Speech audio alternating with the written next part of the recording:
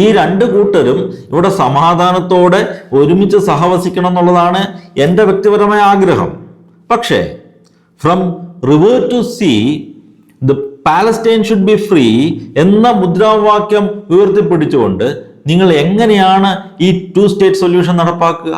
അതായത് ഇസ്രായേലിനെ ഭൂപടത്തിൽ നിന്നേ തുടച്ചു നീക്കണം എന്ന ആവശ്യം മുന്നോട്ട് വെച്ചുകൊണ്ട് എങ്ങനെയാണ് നിങ്ങൾ 2 സ്റ്റേറ്റ് സൊല്യൂഷൻ നടപ്പാക്കാൻ പോകുന്നത്?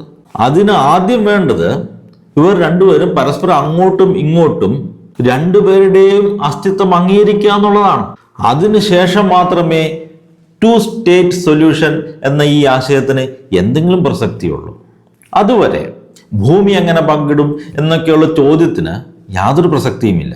താൽക്കാലികമായ വെടിനിർത്തൽ കൊണ്ടൊന്നും ഇവിടെ ഒരു കാര്യം ഉണ്ടാകാൻ പോകുന്നില്ല.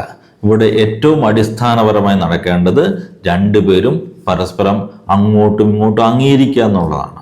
പക്ഷേ ഇരുപക്ഷത്തുമുള്ള തീവ്രവാദികൾ ഇത് അംഗീകരിക്കാത്തടത്തോളം കാലം ഈ 2 സ്റ്റേറ്റ് സൊല്യൂഷൻ എന്നുള്ളത് ഒരിക്കലും നടക്കാത്ത ഒരു ഉട്ടോപ്യൻ സിദ്ധാന്തമായി